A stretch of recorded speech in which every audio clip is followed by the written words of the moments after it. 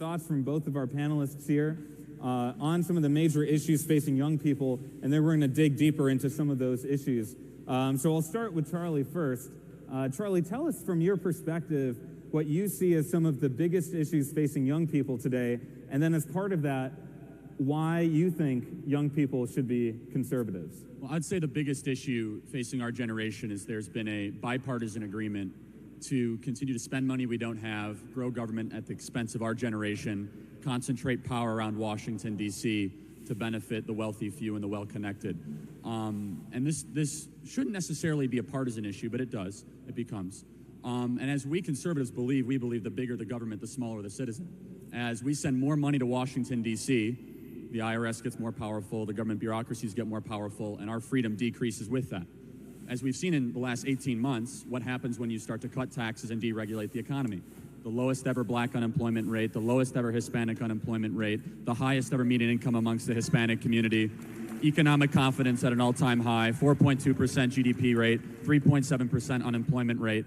This economy is so great, Obama's trying to take credit for it.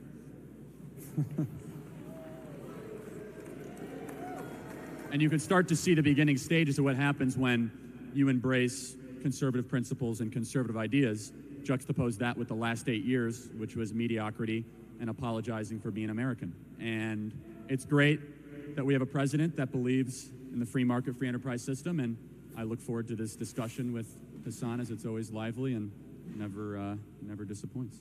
All right. So Hasan, you can respond to some of those points if you want to, but also tell us what you see as some of the big issues facing young people today, and from your perspective, why you think young people should be progressive. I think I'm going to take an apolitical approach as well to this conversation, because I like to look at issues and identify what they are and provide what kind of solutions I think are the best possible ones. Currently, the economic system that we're living under is inherently exploitative, it's inherently oppressive, and we're now actually feeling the devastating impact of that more than ever. We live in a country where there are 40 million Americans. We live in the wealthiest nation that has ever existed, the wealthiest nation on the planet, and we have 40 million Americans living in poverty. We have 18.5 million Americans living in extreme poverty, according to the latest UN reports. Climate change is happening no matter how hard people try to deny its existence, and its outcomes are devastating, especially for millennials, and this is something that we need to focus on. And unfortunately, every single time we try to bring about any sort of socialized solutions to these problems that the free market obviously fails to provide solutions for, we get called socialist, and that idea is inherently damaging. We live under an inherently oppressive capitalist dogma, and I'm here to talk about that because I think that at least questioning that and striving to find a better system is exactly what young people should be doing right now. Right. So I don't think you could need a better comparison and contrast between the two of them, between Charlie and Hasan. It's right there. Charlie came out, gave some great statistics, what was happening under the economy when Trump was president, cited that every demographic, every intersectionality group, whatever you want to call it, everything was great. And then Hasan comes up there basically and gives you the same progressive, I mean, just, you feel like after you listen to Charlie, you're like going, Hasan, really? And I think Hasan uncle is Senk the Jenk, right? Uyghur from the Young Turks. The Young Turks. And so he's been swallowing hook, line, and sinker all the BS that his uncle's been feeding him. Uncle Jenk, Uncle Senk.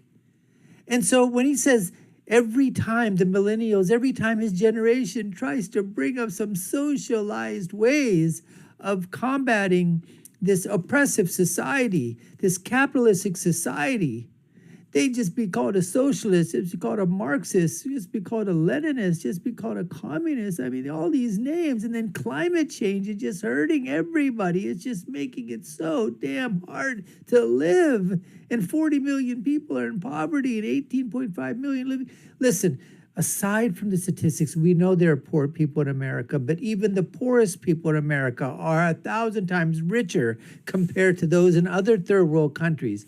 And here's the thing, before you start talking about this capitalistic society, why don't you ask those freaking millennials, those Gen Zers, to give up all the goods and services, tell them, say, listen, give this up. You don't need this. Give up this laptop. Give up a computer. Give up your cars. Give up your television sets. Give up your iPads. Give up your air conditioning and heating. Give up your toilets. Give up your electric cars. Give up your gasoline combustion cars. The ICE cars, internal combustion. Give all that up. Why don't you walk every place? Why don't you do a bicycle? Why don't you get on one of those skateboards? Before you start telling us about capitalism, look in the freaking mirror and tell your 12, 13, 14-year-olds and up to 35-year-olds or whatever the demographic is for Gen Zers or millennials, whatever the age group is, tell them to give up all the material things. And then maybe, just maybe, we might listen and say, you know what? Okay, you guys are doing it. We'll do it too. Anyways, let's continue. Before we do so, you're watching the Dr. Nasir Shaikh Show. I'm your host, Dr. Nasir, and this is what we have on tap for you today, folks. We're bringing you Charlie Kirk, Hasan Piker at Politicon. This was 5 years ago. And you know what? I try to give you my political prescription from my political perspective on what happens, folks, when you got media and social media and religion and politics and science and, academia and Hollywood. And they all come crashing together, right? Anyways, let's get back to the debate right now. Inherently oppressive. So small business owners are oppressing their employees. Come on, you're hyper-focusing on small business, dog. I'm talking about capitalism versus socialism. Even though 85% of all jobs in this country are created by small businesses, even though Why under this president, poverty rates have gone to the lowest level in the last 65 years. Do you want to ask questions? Wait, hold on. Let me finish. I let you finish, right? Okay, go ahead. Let me finish. 3.9 million Americans have gone off food stamps and into the labor force under this president. That should be applauded by everybody. When less people have to go to government for money and for meaning, and they instead are able to go to a job and have a paycheck, that's a good thing. And so the final thing I'll say is this, and you'll find... Charlie just went right after Hasan Piker and basically said, look, okay, you're saying all these people are living under your poverty line, all these people are doing bad. Well, guess what? There's a ton of people that are still doing good. We're bringing them out there. Hasan didn't like the facts. He's trying to, go up over the top and say, you know what, when are you going to answer some questions? When are you just going to be with the facts? He's basically outlining the facts. It's like check and mate on what Hasan Piker is basically saying. Disagreement. Just because someone gets rich does not mean someone gets poor. In order for you to get rich in a free market system, you must have a good idea. You must create value. You must employ people. You probably borrowed money. And you have an 80% chance of that business not succeeding. In a free market, yes, we applaud success, but you must take responsibility for failure. And you have seen in the last 100 years, the standard of living increase for all people across the world. Things get better, prices go down, and we are able to enjoy the abundance that only a free market system can create. You know what? I don't have to call you guys socialists. Bernie Sanders calls himself a socialist. Yeah. And we should reject socialism. Yeah, no, we should. Yeah. It's very nice of you to immediately launch this accusation that I don't care for small businesses, or small businesses will never exist under a social democracy, kind of similar to small businesses in Nordic countries and with robust economies, but with also a powerful and protective social welfare programs and socialized safety nets. If you want to be taxed up to 60, 70, 80%, then yes, socialized Nordic countries, Finland, Norway, the Netherlands, Sweden, Denmark. Oh, yeah. And if you want to be taxed up to your wazoo, then yes. Exists everywhere around the world. All of the comparable Western democratic nations have been able to institute socialist principles, and that's precisely why their people are a lot happier. But then on top of that,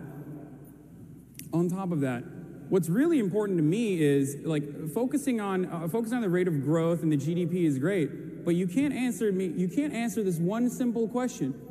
Who cares what our GDP is if the person who is dying of abject poverty it can't heal himself because we don't have socialized medicine, for example. So if you want to talk about healthcare solutions, happy to talk about it. You brought up Norway, Sweden, Finland. You would call those socialist countries. No, I wouldn't call them socialist countries, Okay, but they're use them definitely as an on a example. scale. Yeah, I said Okay, they're social so democracies, interesting. which would be a more socialist country. Okay, Look, if we're going to have this conversation, let's I frame asked it. a very simple No, question. we'll have a consensus on this first. Let me ask you a question, okay? Because this is like really improper framing, and a lot of people confuse socialism. You said and inherently communism. exploitative. You framed the argument. Oh, with capitalism, yeah, I did. Okay, so that's and I rebutted that. So how did you rebut that? By talking about just because No, by talking about like what, small businesses? It doesn't matter. Every single business Hasan, still let me say one thing. Norway, Norway, Sweden, and Finland, according to the World Economic Freedom Index, are ranked higher than the United States of America. That is not socialist. They have less tax. They have lower taxes. So that means that you can have socialism and yet still have successful businesses in your country. Thank you for proving my point for me. No, I love this. It's the exact opposite. You know what socialist is? Bernie Sanders wants an 80% tax rate on the rich. Venezuela too, right? Dude, listen. Bernie Sanders wants to keep our fossil fuel assets in the road. You want me to explain it to you? Because you obviously don't understand it. Do you want me to explain it to you? Is Cuba not socialist? Is North Korea not socialist? Was Vietnam not socialist? Was Zimbabwe not socialist? You can laugh all you want, Hasan, okay, do you but want 100 million people died under socialism in the last 100 years, and you have the gumption to continue. You can keep laughing to the victims' families from Cuba, from Venezuela, from Korea, from Vietnam, from Mao's China, from Stalin's Russia. The number one killer of citizens, from innocent civilians the last 100 years, has been the very idea that you shamelessly wear on your sleeve every single day. Marxism has killed more people than any other ideology over the last 100 years. Okay. Thank you for those words. You're welcome. When 100 million people die under a communist dictatorship, and some of those millions are also Nazis, which is included there, whatever, you blame communism. The National Socialist Workers Party? Or you blame socialism. But when 7 million people die every year under our current global capitalist environment, where just by famine alone, before we even talk about imperialism, and before we even talk about the damaging wars that are happening all around the world, then it's the individual. So you're essentially telling every single person that's poor, it's your fault that you're poor, it's your fault that you die under a capitalist system, but if you were under a communist system... I have never said that. I mean, that's literally what you're saying. No, it's not. So whose fault is it? Whose fault is it that 7 million people every year die just by famine-related... Where the hell are you coming up with this 7 million figure, you stupid, idiotic, moronic retard?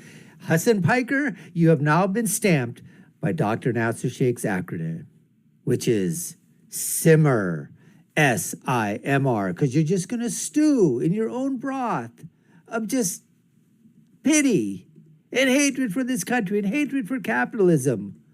I talked to your uncle about capitalism, right? The money that he borrowed to get the young Turks up and running, and the money he continues to beg and borrow to continue his operation. Would he be able to do that under socialism or communism or Marxism?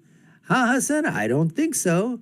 And you come up with this 7 million. They're in famine. They're impoverished. Why don't you just concentrate on the United States of America and let's leave the rest of the world alone. Let's fix our own problems first, and then we can decide who to help. And we're still helping the people outside this country anyways with billions and billions of dollars. We need to fix our home front first. Diseases and famine under our current global capitalist structure. Whose individual fault is it? Yeah. Why is it with the system when it comes to communism, but it's actually go from 40 years to 80 years in America for women and 76 years for women. You're not answering my Global question. poverty is at its all-time low than it ever has been. But It's dropped below 10%. He is answering. He's answering. You're talking about There's not a singular different. person why individuals might die, unfortunately. However, what's going to stop that? It's unfortunate when they die. Well, yes, Hasan, death is unfortunate. Yeah, Correct. I know. I understand. But you make it seem as though they are just a statistic. How do you solve it? So let's talk about healthcare in particular. Okay. Because a common critique of conservatives is that we do not have a plan for healthcare. Wow, so that did disappoint, did it? I mean, these guys went right at it. But if I have to be honest with myself, with you out there, I would have to say that Charlie definitely won this opening round here of this debate. I mean, he was asked a question. He said, define what do you think? What is a conservative principles? And what do you think is happening in terms of in the United States with the economy, and how would you present this to people, and why should they be conservatives if we're talking to Gen Zers and millennials and young people? He laid it out. Hasan comes up, talks about the World Economic Index. There's famine going on. There's climate change. There's this, there's that. It's the imperialistic capitalist system.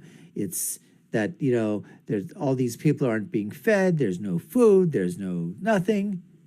And it's like, what the heck? Then Charlie comes back and he's asked a question. He says, you know what? Here's what, you pushing for socialism? Oh, let's talk about the Nordic countries. Let's talk about Sweden and Norway. If those are all such great places, why is it that the world doesn't try to get into Norway and Sweden and the Netherlands and Finland and Denmark? Why is it that millions upon millions don't cross boats and across the fjords and the icy waters to go to Viking land? Why are they coming over here to the United States of America, Hasan? That's all I like to ask. Anyways, we appreciate you taking the time to watch. You've been watching the Dr. Nasir Shaikh Show this episode, and I am happy to be the host. My name is Dr. Nasir. If you haven't done so already, we'd love for you to subscribe to the channel, like, share, and follow us. You know what to do. Check out our other video links above and below. And I'll leave you with my final thought, which is, when you're right, you're right, and when you're left, you're wrong. Until next time, folks, take care and stay safe.